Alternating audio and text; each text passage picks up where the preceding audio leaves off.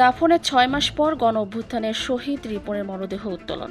রাজধানীর বংশাল এলাকায় ছাত্র জনতার গণ-অভ্যুত্থানে লং মার্চ টু ঢাকা কর্মসূচিতে গুলিবিদ্ধ হয়ে শহীদ ভ্যান চালক রিপন হোসেনের মরদেহ দাফনের ৬ মাস পরে কবর থেকে উত্তোলন করা হয়েছে।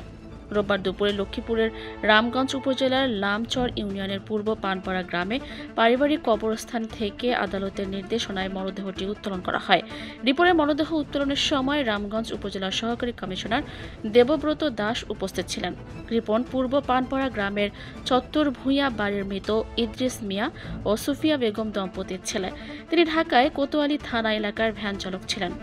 মামলার এজাহার সূত্রে জানা গেছে, গত ৫ আগস্ট বিকেলে ছাত্র জনতার গণ-অভ্যুত্থানে লং মার্চ টু ঢাকা কর্মসূচিতে রিপন গুলিবিদ্ধ হয়। ৭ আগস্ট শ্যামলী হাসপাতালে চিকিৎসাধীন অবস্থায় তিনি মারা যান। পরে রামগঞ্জে গ্রামের বাড়িতে পারিবারিক কবরস্থানে তার মরদেহ দাফন করা হয়। এ ঘটনায় নিহতের স্ত্রী শামীমা আক্তার রুমা বাদী হয়ে ২০০ জনকে আসামি করে রাজধানীর কোতোয়ালি থানায় একটি হত্যা মামলা করেন। রিপনের স্ত্রী শামীমা আক্তার রুমা গণমাধ্যমকে বলেন, গুলি করে আমার স্বামীকে হত্যা করা হয়েছে। বিচার পেতে আমি মামলা করেছি। হত্যার সঙ্গে জড়িতদের বিচারের দাবি জানান তিনি।